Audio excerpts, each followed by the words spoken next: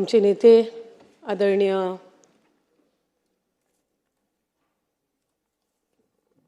अजितदादांचा आणि त्याचबरोबर इतर सर्व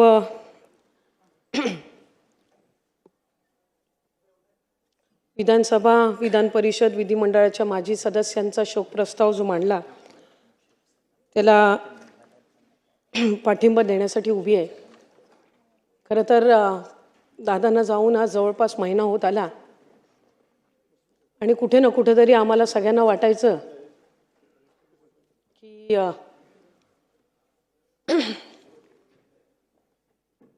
ते आमच्यामध्ये असतील, पण तो भ्रम आज या सभागृहाचं कामकाज सुरू झाल्यानंतर तुटला। कारण या सभागृहावर त्यांचं प्रचंड प्रेम। आज या सभागृहामध्ये ज्या वेळेला त्या खुर्चीवर त्यांना बघितलं नाही त्यावेळेला ही वस्तुस्थिती मान्य करून आपल्याला आपल्या या नेत्याच्या शिवाय आयुष्य जगावं लागेल हे दुर्दैवाने आज बोलावं लागतंय। अनेकांनी माझ्या आधी दादांबद्दल भावना व्यक्त केल्या। 35-40 वर्ष त्यांनी सगळ्यांनी दादांसोबत काम केलं। मी 12 वर्षाची होती ज्यावेळेला मी दादांना पहिल्यांदा भेटली। 99 साली राष्ट्रवादी काँग्रेस पक्षाची स्थापना झाली। माझे वडील त्यावेळेला तटकरे साहेब आमदार होते। मनोऱ्याच्या ज्याला आपण नवीन आमदार निवास म्हणून बोलायचो तिथल्या 13व्या मजल्यावर त्यांची खोली। श्रद्धेय पवार साहेबांनी राष्ट्रवादी काँग्रेस पक्षाची स्थापना करायची ज्या वेळेला ठरवलं त्यावेळेला अनेक इथं असणारे असतील, आज या सभागृहात नसणारे सुद्धा अनेक नेते हे आदरणीय पवार साहेबांसोबत राष्ट्रवादी काँग्रेस पक्षामध्ये जाण्याचा निर्णय घेतला। त्यात भुजबळ साहेब असतील, आदरणीय मुश्रीफ साहेब असतील, आदरणीय दिलीप वळसे पाटील साहेब असतील, आदरणीय जयंत पाटील साहेब असतील, अशा अनेक मंडळींनी त्यावेळेला सहभागी झाले। त्याच्यामध्ये आदरणीय माझे वडील तटकरे साहेबसुद्धा।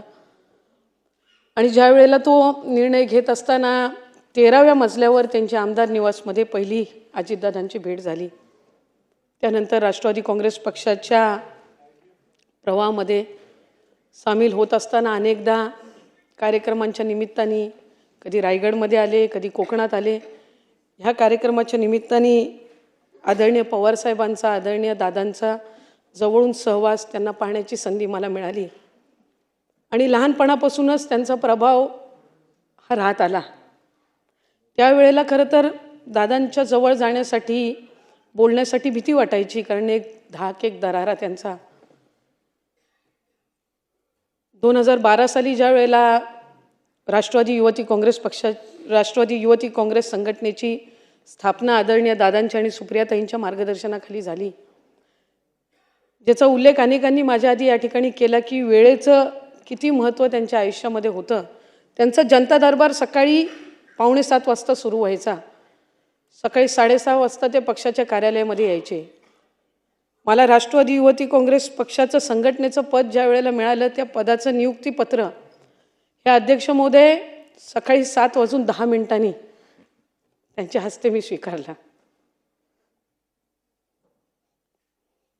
त्या दिवसापासून त्यांच्यासोबत काम करण्याची संधी मिळाली। 2019 मध्ये या सभागृहामध्ये आली। मी 2019 मध्ये ज्या वेळेला या सभागृहात आली त्यावेळेला वडिलांनी खासदारकीची निवडणूक लढवली होती, त्यामुळे ते खासदार झाले होते। या सभागृहात कामकाज कसं करावं हे मी दादांकडून शिकले। बजेट, पुरवणी मागण्या याच्यावर आपण कसं बोलावं, बाब क्रमांक, पान क्रमांकाचा उल्लेख आधी करायचा, ह्या सगळ्या बारीक सारीक गोष्टी ह्या त्यांनी आम्हाला शिकवल्या। त्यावेळेला आम्ही सगळे तरुण आमदार पहिल्यांदा निवडून आलो होतो। नागपूरचं अधिवेशन होतं। आम्हाला सगळ्यांना ते लॉबीमध्ये घेऊन बसले। मला वाटते विश्वजित दादा या ठिकाणी आहेत, धीरजजी आज या सभागृहाचे सदस्य नाहीत पण त्यावेळेला ते होते। अनेक नाव घेण्यासारखे अनेक मंडळी आहेत। आम्ही सगळेच जण, सुनील शेळके असतील, सुनील अण्णा असेल, चेतनदादा असतील, अनिल भाईदासजी असतील, पाटीलजी असतील, असे अनेक आम्ही सगळी मंडळी होतो आणि आम्हाला सगळ्यांना ते घेऊन बसले. मला आठवते रात्री 11-12 वाजता त्यावेळेला आम्हाला बोलायची संधी मिळायची, कारण पहिल्या टर्मचे आमदार म्हणून शेवट. रात्री 11:30 पावणे-12 वाजेपर्यंत आम्हाला जिथपर्यंत आमच्यापैकी शेवटच्या माणसाचं बोलणं होत नाही सदस्याचं, तिथपर्यंत ते थांबून राहायचे. जाता येतं विचारायचे त्यांना, दादा तुम्ही अजून गेली नाही? नाही, माझी मुलं अजून बोलत आहेत. माझ्या मुलांचं अजून बोलून झालं नाही सभागृहामध्ये.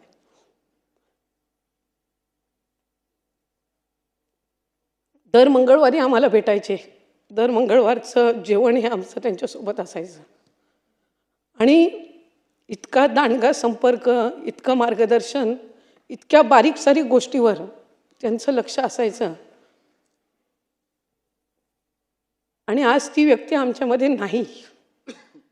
खरं तर व्यक्ती गमावल्याचं दुःख हे मोठं असतं, पण त्याच्यापेक्षा अधिक दुःख हे असतं की ती व्यक्ती आपल्याला परत कधीच पाहायला मिळणार नाही, त्याचा आवाज आपल्याला कधी ऐकायला येणार नाही. ही भावना ही मनाला दुःख आणि वेदना देणारी असते. आमच्यासाठी आमचा आधारस्तंभ हरपला, कारण त्यांच्या नेतृत्वाखाली आम्ही काम करत होतो. त्यांची कार्यपद्धती, त्यांची कामाची पद्धत, त्यांचं सगळं कामकाजाची पद्धत ही एक कार्यकर्ता म्हणून कशी आपल्याला आत्मसात करता येईल हा सातत्याने प्रयत्न असायचा. आणि ज्या वेळेला त्यांचं दुःखद निधन झालं त्यावेळेला सगळेच त्यांच्या कामाचं कौतुक करत होते. एक कार्यकर्ता म्हणून वाटायचं की हयातीत जे आम्हाला ऐकायचं होतं त्यांच्याबद्दल की त्यांनी काय केलं या राज्यासाठी, काय केलं या महाराष्ट्रासाठी, ते दुर्दैवाने ते नसताना इतकं ऐकायला मिळतंय की ती कणभर जरी प्रशंसा त्या माणसाच्या हयात असताना झाली असती तर कदाचित आणखीन एक काम करण्याची एक प्रेरणा, प्रोत्साहन त्या निमित्ताने त्यांना मिळालं असतं. कारण या राज्याची सेवा करणं ही त्यांची इच्छापेक्षा त्यांची सवय जास्ती झालेली होती आणि त्या सवयीनुसार ते पहाटेपासून काम करायचे. आम्हाला सगळ्यांना सुद्धा सांगायचे की मंत्रालयामध्ये 3 दिवस हे तुम्ही दिलेच पाहिजेत. सोमवारी आम्ही मंत्रालयामध्ये यायचो, मंगळवारचा अख्खा दिवस त्यांच्यासोबत जायचा, बुधवारचा अख्खा दिवस त्यांच्यासोबत जायचा आणि त्यांच्याशिवाय कधी काम करावं लागेल अशी भावना सुद्धा दुरान्वे सुद्धा मनाला स्पर्श करून कधी गेली नाही. मला आठवतंय 28 जून 2024 रोजी त्यांनी बजेट मांडलं. मुख्यमंत्री लाडकी बहीण योजना त्यांनी त्या बजेटमध्ये जाहीर केली. त्या दिवशी जे जॅकेट त्यांनी घातलं होतं गुलाबी रंगाचं, खरं तो रंग काय फारसा असा त्यांचा काय आवडीचा किंवा अशातला काही भाग नाही, पण ते जे जॅकेट घातलं त्या आमच्या आग्रा खातर नंतर 12 जॅकेट तशी शिवून घेतली आणि मग प्रत्येक सभेमध्ये त्या जॅकेटनी ते प्रचाराला यायचे. आपल्या प्रत्येकाचा एक नेता असतो, त्या नेत्याच्या नेतृत्वाखाली आपण काम करत असतो. तो नेता आपला अभिमान असतो, तो नेता आपला माज असतो, ते चांगल्या पद्धतीनं माज असतो. हा आमचा रुबाबदार नेता चालत यायचे, तो रुबाबदारपणा बघून आम्हाला अभिमान वाटायचा आणि आज जात असताना तो रुबाबदार नेता फक्त एकटा गेला नाही, कार्यकर्ता म्हणून आमचा रुबाब आणि माज पण जाताना सोबत घेऊन गेला.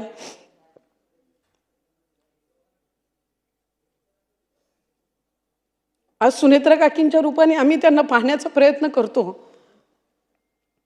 त्यांची जागा ही कधी कोणी भरून काढू शकणार नाही, कारण जराशे जरी रागवले ओरडले तरी माहिती असायचं की हे वडील जसे आपले ओरडतात, चांगलं काम करण्यासाठी आपल्याला सूचना देतात त्या पद्धतीनं आहे. पण अनेकांनी त्याचा उल्लेख केला की ते थोडं ओरडून बोलले म्हणजे आपलं काम झालं किंवा आपल्याला आणखीन चांगल्या पद्धतीनं काम करण्याच्यासाठीच ते त्या ठिकाणी आपल्याला बोलतात. म्हणून मला वाटत नाही कधी कोणाला त्या गोष्टीबद्दल कधी वाईट वाटलं असेल. उलट आम्हाला आनंदच वाटायचा की बोलले म्हणजे मी जवळची आहे, बोललो म्हणजे मी जवळचा आहे. अशा पद्धतीच्याच भावना ह्या आमच्या सगळ्यांमध्ये असायच्या. त्यांच्यावर इतका आमच्या सगळ्यांचा विश्वास होता की लोकसभेचा पराभव झाला तरी आमच्यातलं कोण सुटलं नाही कधी. ठीक आहे, एका निवडणुकीमध्ये पराभव होत असतो, पण तितक्याच ताकदीने आम्ही सगळेजण पुन्हा उभे राहिलो, कारण त्या नेतृत्वावर, त्या व्यक्तीवर आमचा विश्वास होता. आजही आम्हाला विश्वास आहे की ते जिथे कुठे असतील त्यांचं बारकाईनं आमच्या सगळ्यांवर लक्ष आहे. त्यांची आमच्याकडनं हीच अपेक्षा असणार आहे की आपण सगळ्यांनी आपापल्या मतदारसंघामध्ये काम करावं. या सभागृहामध्ये अनेकदा त्यांनी उल्लेख केला की आपण इथं एकटे उभे नसतो, आपण 3.5, 4 लाख, 5 लाख लोकांचं प्रतिनिधित्व इथं करत असतो. आणि ते प्रतिनिधित्व करत असताना आपण एक लोकप्रतिनिधी म्हणून जबाबदारीने वागलं पाहिजे. त्यामुळे आमच्या सगळ्यांकडनंही त्यांच्या त्याच अपेक्षा असणार, ह्याबद्दल काही दुमत नाही. आणि आमचा तोच प्रयत्न राहील की जी प्रेरणा त्यांनी आम्हाला दिली, ज्या अपेक्षा त्यांनी आमच्याकडून ठेवल्या, त्या आमच्या परीने त्या आम्हाला पूर्ण करता याव्यात. विभाग म्हणून ज्या वेळेला आम्ही एक निर्णय घेतला, आईचं नाव मुलाच्या नावासोबत लावायचा, मंत्रिमंडळाच्या बैठकीमध्ये तो निर्णय झाला. पहिली पाटी दादांच्या कार्यालयाची बदलली. मी अजित, आशाताई, अनंतराव पवार अशी पाटी तिथं लागली. उपमुख्यमंत्री म्हणून त्यांनी जी शपथ घेतली त्याच्यामध्ये अजित, आशाताई, अनंतराव पवार म्हणून मी गांभीर्यपूर्वक दृढ कथन करतो. ही शपथ आम्हाला परत कधी ऐकायला मिळणार नाही. शेवटची सलामी ज्या वेळेला दिली जात होती, ती सलामी ते मुख्यमंत्री झाल्यावर आम्हाला पाहायला मिळावी, असे एक कार्यकर्ता म्हणून एक दांडगी इच्छा आणि स्वप्न आमच्या सगळ्यांचं होतं. ते अपूर्ण राहिलं याची वेदना ही नेहमीच मनामध्ये राहील. पण त्यांनी जे महाराष्ट्रासाठी केलं ते प्रेम महाराष्ट्राकडून कदाचित त्यांना ते असताना अनुभवायला मिळालं नसेल. पण मी माझ्या भगवंताचरणी, श्रीकृष्णाचरणी हीच प्रार्थना करीन, ते जिथं कुठं असतील तुझ्यापाशी, तिथलं उजवं स्थान तू त्यांना दे. आणि आमच्या सगळ्यांच्या मनातल्या भावना ह्या तू त्यांच्यापर्यंत पोहोचव आणि त्यांना लवकर परत जन्म घेऊन या महाराष्ट्राच्या मातीतच पाठव. त्यांची अपूर्ण राहिलेली स्वप्न ही पूर्ण करण्याची ताकद आणि क्षमता आणि पाठबळ आज आम्ही सगळेच मिळून सुनेत्रा काकींना देऊ. पण त्या व्यक्तीची जागा ही कोणी भरून काढू शकणार नाही. ते दुःख, ते खंत एक कार्यकर्ता म्हणून आमच्या सगळ्यांच्या मनामध्ये राहील. खुल्या मनाने प्रशंसा करणारा, कधीही जातीपातीचं राजकारण न करणारा, एक महिला म्हणून किंवा पुरुष म्हणून भेदभाव न करणारा, आम्हाला सगळ्यांना तितकं स्थान देणारा हा एक खुल्या मनाचा नेता आम्ही गमावला. मी त्यांना श्रद्धांजली अर्पण करण्याची वेळ कधी आमच्या कोणावर येईल असं कधी वाटलं नव्हतं. पण आज अंतःकरणापासून मी त्यांना आदरांजली अर्पण करते. आणि त्यांच्या सहित ज्या इतर मान्यवरांना सुद्धा आज इथं श्रद्धांजली अर्पण करण्यासाठी आपण सर्वजण आहोत, मी त्यांना सुद्धा श्रद्धांजली अर्पण करते. आणि आपण मला त्यांच्या शोक प्रस्तावावर आज बोलण्याची संधी दिली त्याबद्दल आपले आभार मानते. आणि शेवट फक्त इतकंच बोलीन, एकच वादा, अजितदादा.